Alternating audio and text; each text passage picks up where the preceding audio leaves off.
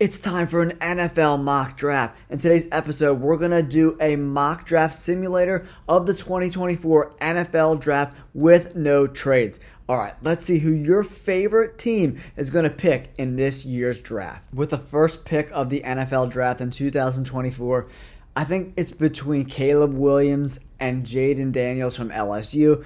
But Caleb Williams is just a little bit farther along than Jaden Daniels, in my opinion. And that's why the Bears are going to go with Caleb Williams to be their franchise quarterback. They're also picking again at 9, so make sure you stay tuned for that.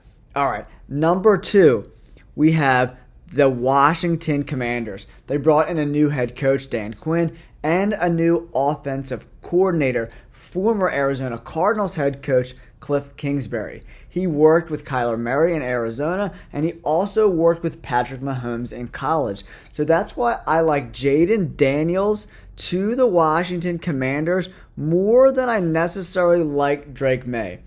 And Drake May and Jaden Daniels both have a little bit of accuracy issues. I just think Jaden Daniels, that running ability, just gives him a little bit more of a complex offense with the Washington Commanders and the coaching staff there. That's why Jaden Daniels is going to go number 2 to the Washington Commanders. On the clock now at number 3 is the New England Patriots. I think about half of the pundits following the draft are like, the Patriots should definitely trade this pick, get more picks, and build their team. And the other half is like, their defense was pretty good, and I think they lost 6 or 7 games by less than like 3 points. So they're almost there. So let's add one of these quarterbacks now because we don't know what it's going to be like later in this draft or in next year's class. So the Patriots, in my opinion, are going to go with Drake May.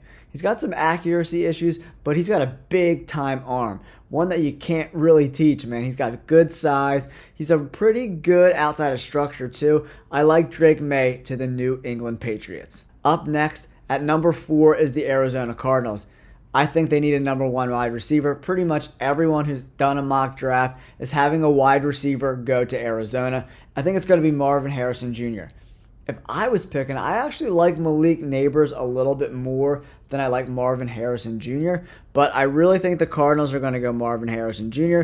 Picking at number 5 is the LA Chargers. They're going to go one of two ways. It's either offensive line or wide receiver. Herbert needs more protection.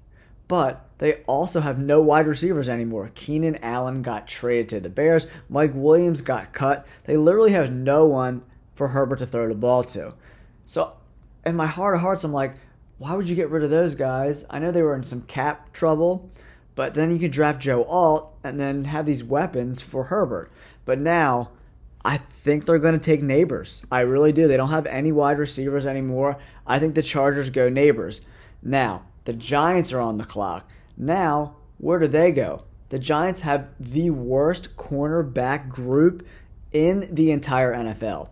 Not one of their corners is even in the top 100 corners in the NFL. So a lot of people think they could go Rome Odunze, Joe Alt, or do they go cornerback Cooper DeJean?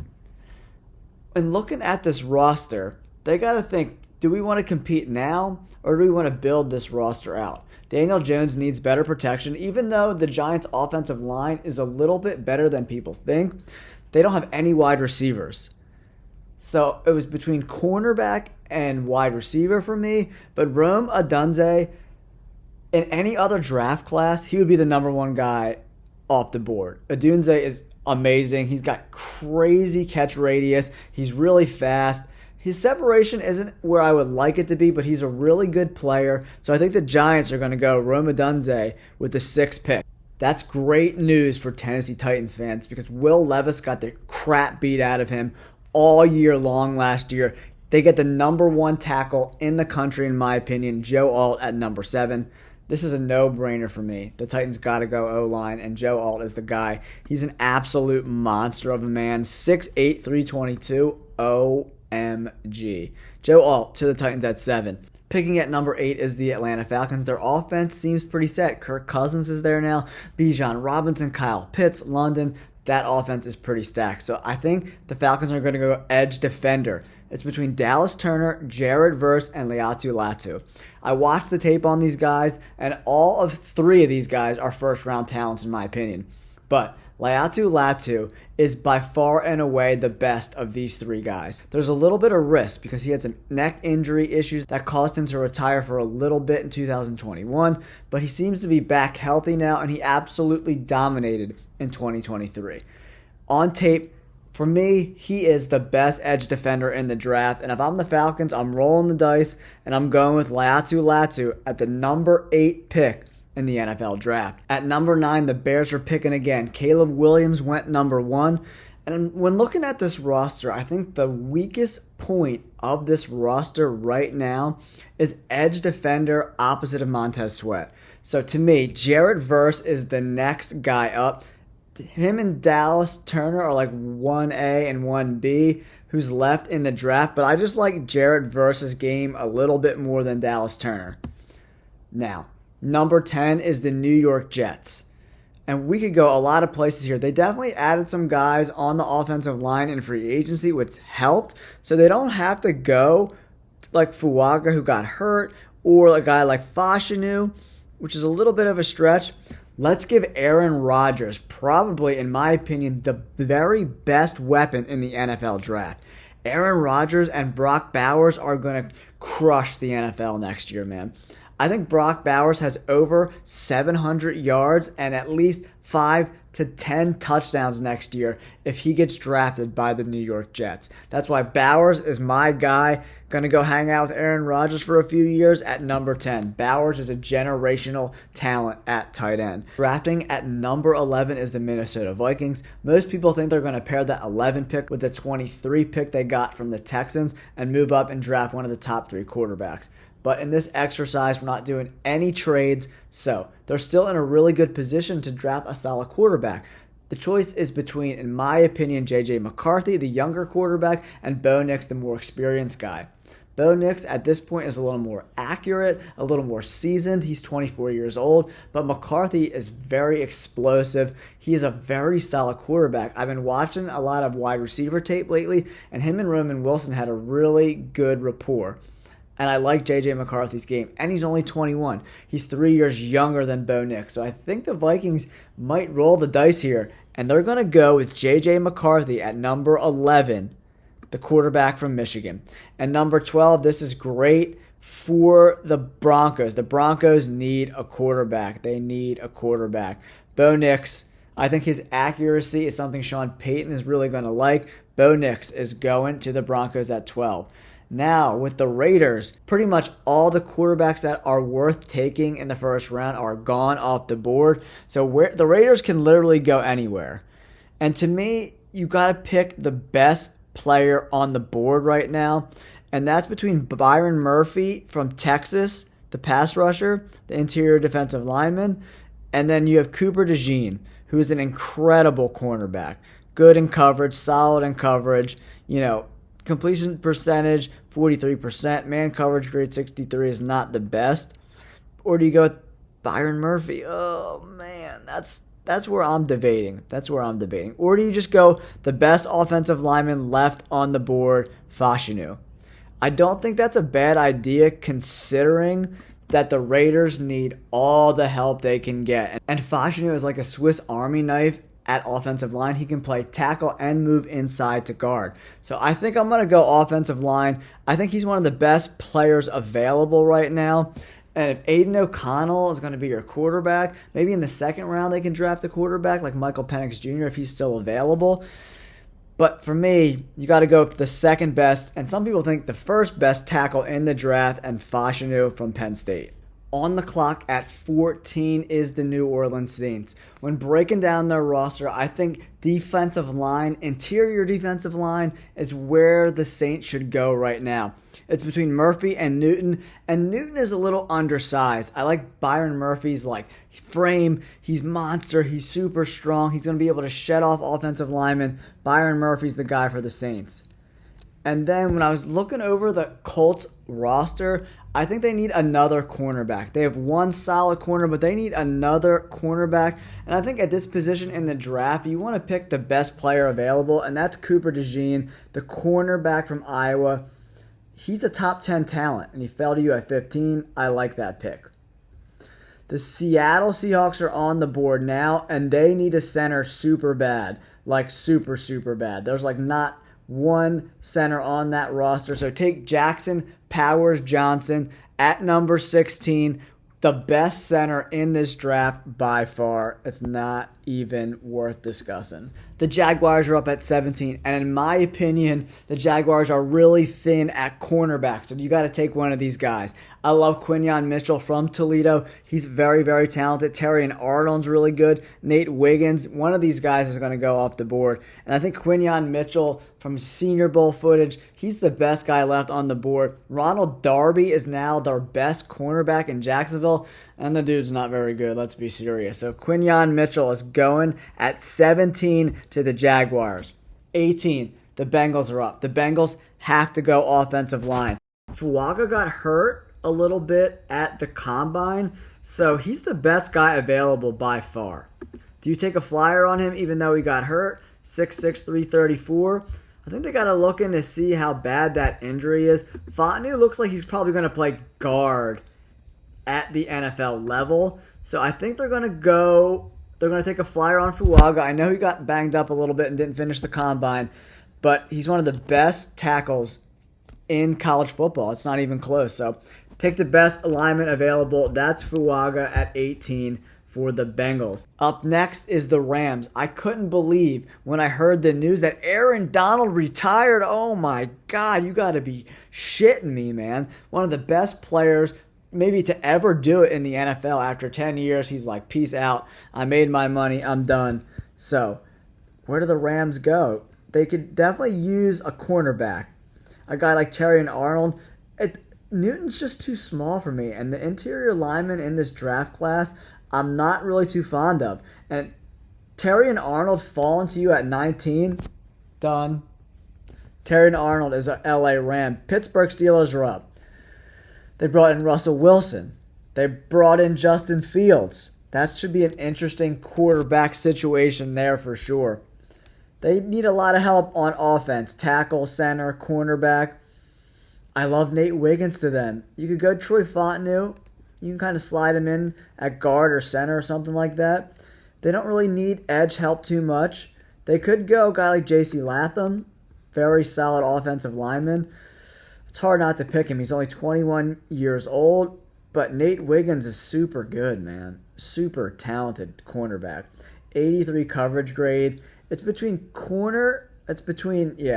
between Wiggins and J.C. Latham. But I think you want to protect Justin Fields and protect Russell Wilson the best you can. You can get a corner later in the draft, I think. J.C. Latham is the guy for the Pittsburgh Steelers, man. Protect Wilson, protect Fields, maybe go wide receiver in the second round, give them some more weapons. Now the Dolphins are on the clock. And the Dolphins, I think, are going to take a flyer on Newton. He's the best player available. He's kind of slid a little bit in this draft class.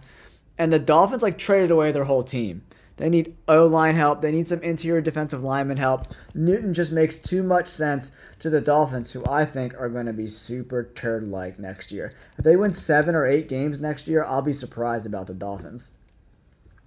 Now the Eagles are up. Troy Fontenot is available. Dallas Turner, the edge defender, is available. Man, that's a really good pick, too. 11 sacks last year. Or do you go Nate Wiggins, the cornerback? The Eagles need cornerback help. Bradbury was horrible last year. And Slay is getting older by the second, man. It wouldn't surprise me if Slay fell off a cliff this year with his play. So Nate Wiggins is the guy for me. Now the Vikings have their second pick of the first round at pick number 23. And Troy Fontenot has fallen down the draft board a little bit. And a lot of people think he'd be better inside at guard or center. So this gives them a lot of flexibility. Protect your new quarterback and J.J. McCarthy. Bring in Fontenot. He can play guard. He can play center. He can play tackle. He can play anywhere. The Cowboys are up at 24. I picked him a lot. I'm going with Mims at 24. They need offensive line help. They just got rid of Tyron Smith. He went to the Jets. So you got to go Mims here. Picking at 25 is the Green Bay Packers. And I love this guy to be paired up with Xavier McKinney. Javon Bullard. He is an incredible talent, man. Pairing them two up would be super sick. Or do you go cornerback? Kool-Aid McKinstry is still available. He's really good too. 88 grade. They already have a really good safety in Xavier McKinney. So I was going to go Bullard, but now I'm flipping. Kool-Aid McKinstry is going to be a cornerback for the Green Bay Packers next year.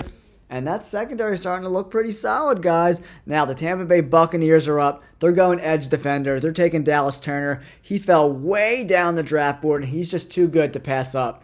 Dallas Turner, number 16 ranked in PFF, is going to go number 26 to the Tampa Bay Buccaneers. And now the Cardinals have another pick. What do they do here? I think you got to go offensive line. The best offensive lineman left on the board is Graham Barton. He's another guy that they think might move inside a little bit. 6'5", 314, 22 years old.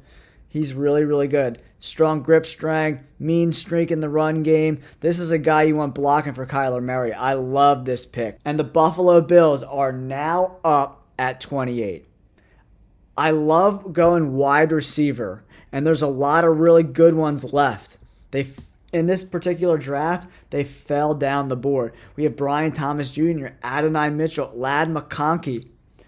And I was originally going to go outside receiver like Brian Thomas Jr. But maybe what the Bills do is bring in Ladd McConkey, who's probably the best route runner and has the best hands in this draft class.